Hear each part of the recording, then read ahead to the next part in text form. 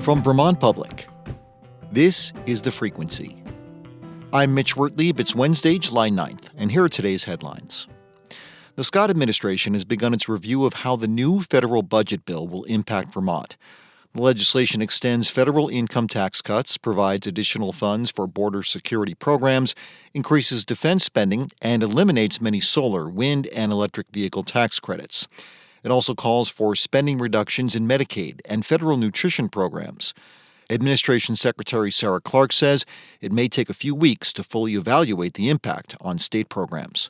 We are divvying up portions of the bill review across our relative agencies and departments so that they can assess what they believe will be the real-world impacts.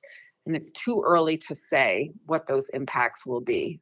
Clark says she hopes to present preliminary findings to lawmakers at a special meeting at the end of the month. The Vermont Department of Health wants to open 3 new methadone clinics in communities that are not part of the state's hub-and-spoke opioid treatment system.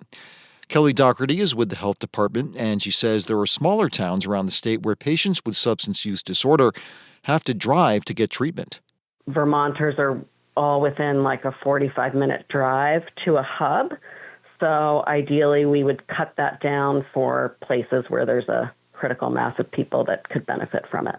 The department is eyeing Springfield, Milton, and somewhere in Addison County as possible sites for the new methadone clinics. U.S. Senator Peter Welch met earlier this week with flood-impacted Vermonters in Barre and Montpelier.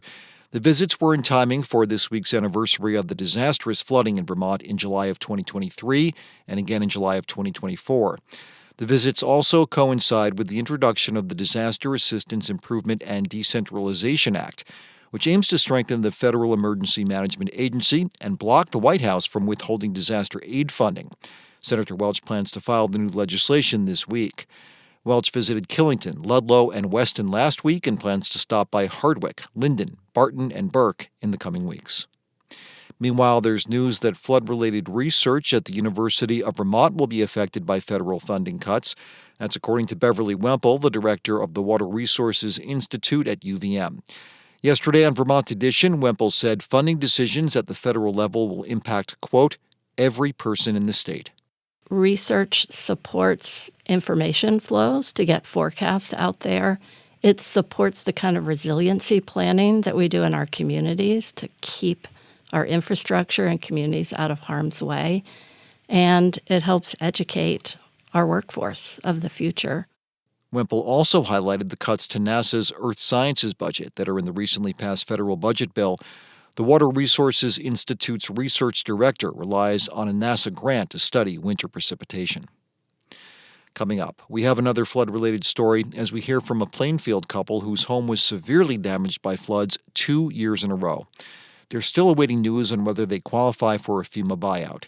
And we'll hear the conversation about their uncertain situation with Vermont Public's Erica Heilman after this.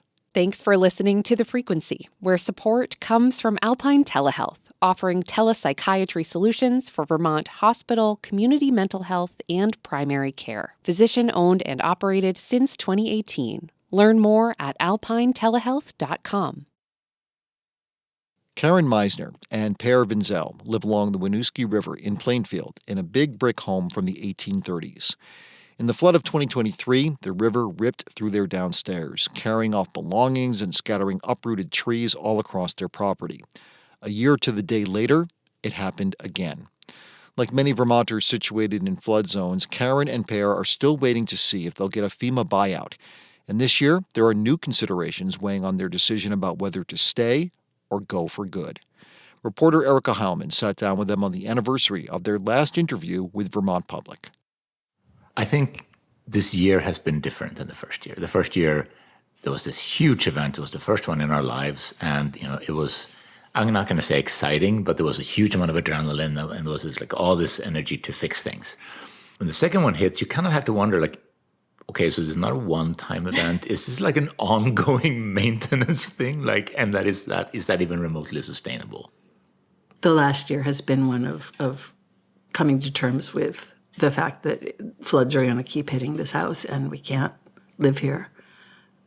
We got a letter of substantial damage, which changes the legal situation quite a bit. It means we're only here by temporary permit, But essentially, humans can't live here, not without tremendous amounts of flood remediation, which for here means essentially elevating the house. So either the FEMA buyout will come through and they'll tell us you have X months to pack up and leave, or we'll just stay here until we get flooded out, or the FEMA buyout won't come through and we'll have to leave bankrupt, having sunk everything into this place, because we sank everything we had into this place, hoping that we were going to live here forever. We had such dreams for this place. But if the buyout doesn't come through, then we just have to walk away, turn it over to the bank, and all of that is just gone. One of the things I've found is how difficult it is to make plans when the number of uncertainties grow too large. And so you just you're like a deer in the headlight. You can try to think it through, and we're doing that, and we're preparing, but we don't have a plan because we cannot make one plan. We would have to make 32 plans. And that is part of the sort of limbo. And I know that there are people in Plainfield who are in the buyout program who are just waiting and waiting. But this waiting is actually quite destructive. It's not just that time is passing, it costs money to live. People don't know whether they can start something new, whether they should try to repair what they have, whether they could possibly afford to buy another place with the FEMA money that they might get. There's just an enormous amount of uncertainty all around. What are the other factors in the last year? What are the other things that you've been thinking about this year as you've been trying to figure out what to do? Well, one of the things that happened, right, is that over the course of the winter and spring, immigration policy in the U.S. changed pretty dramatically and in sort of chaotic ways where, for me personally, leaving the country right now feels fraught because I would have to come back. I have a green card. I've lived here for 30 years. I'm a resident in good standing. But when I was 19, I had a small altercation in Sweden. Altercation makes it sound like a fight. Okay. When he was a teenager, he used his local university's internet, because that was the only internet available in the 80s, and used it to get to a bulletin board where he could talk to people and just have conversations. And he loved doing that. But it rang up a big phone bill for the university, which does not matter in Sweden. He paid them back. And then the next year he went to that university. So nobody in Sweden cares, but it counts as fraud and counts as a felony in the United States. It doesn't matter that his crime was adorable. It counts as a felony. So now if he leaves the country and tries to come back in and somebody says, well, you're a felon with a green card, his ability to enter the country and not be detained and thrown into, gulag somewhere is seriously in doubt. So I'm staying put for now because I don't want to risk that. I have an 80-year-old mother who's probably going to break a hip one day, and I want to be able to go back for that. For now, this is my home. We also have a child, and our child is an autistic, transgender, wonderful, wonderful person who can't really live on their own. And we're worried about them. We're worried about the world that is waiting for them because it's becoming very hostile to queer people. And we want our kid to feel like they can walk freely in the world without the people in charge of things telling them that they don't exist.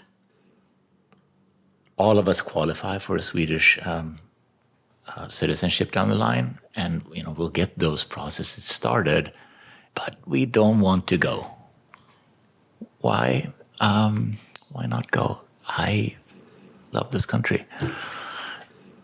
You meet thrilling people of every possible variation everywhere you go. I don't want to lose diversity. I want more diversity. I want to run into people from a million countries with brilliant ideas who come here specifically because the U.S. is a place where amazing things happen and has for hundreds of years.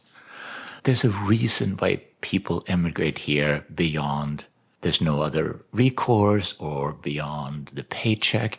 People come here because there's something that is difficult to define, but they know it and they want it and they didn't have it back at home. It is,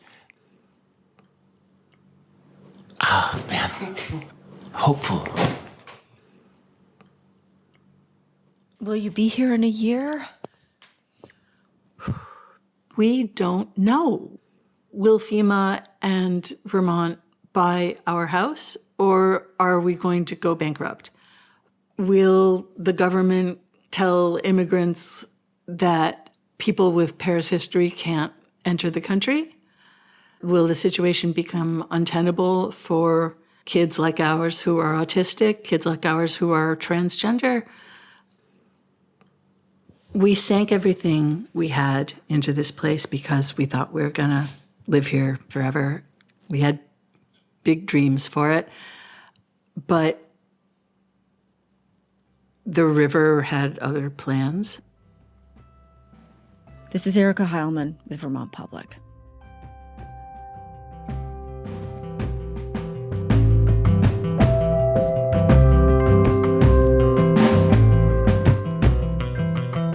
Thanks for listening to The Frequency today. We had additional reporting from Bob Kinzel, Howard Weiss-Tisman, Jen Jarecki, and Michaela Lafrac. Today's episode was edited by Liam Elder Connors, and our music is by Blue Dot Sessions. I'm Mitch Wertlieb, and I'll talk to you tomorrow.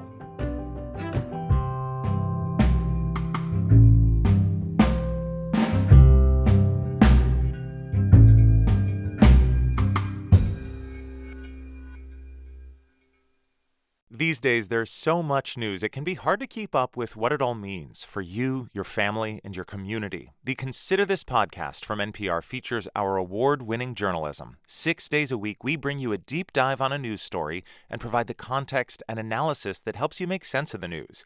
We get behind the headlines. We get to the truth. Listen to the Consider This podcast from NPR.